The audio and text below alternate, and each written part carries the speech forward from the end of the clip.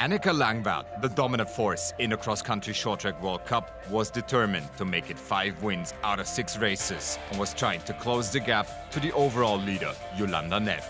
Oh, it's super important, of course.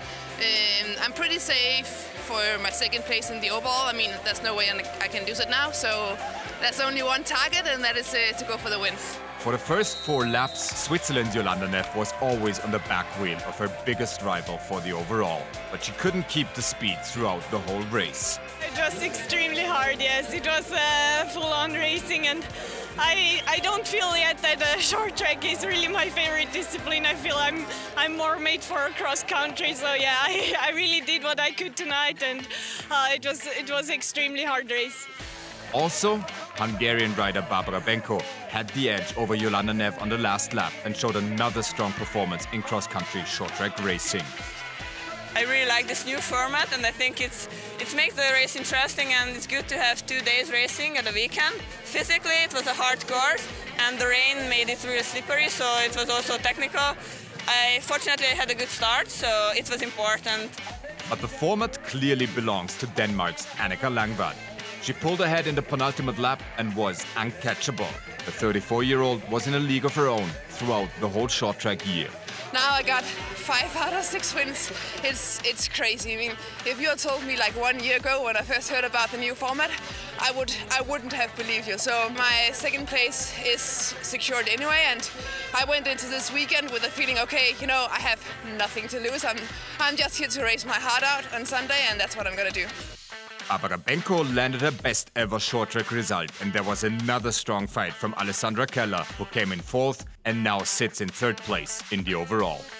Jolanda Neff is 97 points clear of Annika Langvad. To win the 2018 overall World Cup title, the Swiss needs to finish in 3rd place or better on Sunday.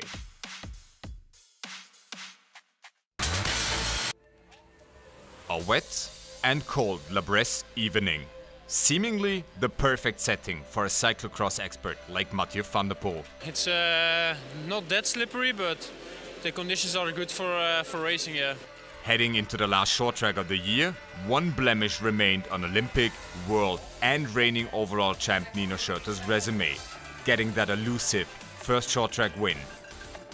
Lots of cross-country horsepower led to the usual frantic race pace, as Brazil's Henrique Avancini carbon copied his months-end short track approach, taking the lead from the get-go.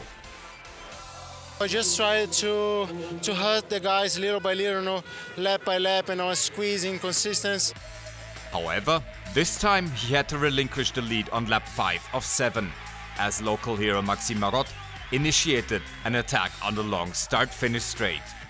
On the last lap, Mathieu van der Poel put a vicious attack into the lead group and never looked back, cruising to the 3rd win in only his 5th short track race.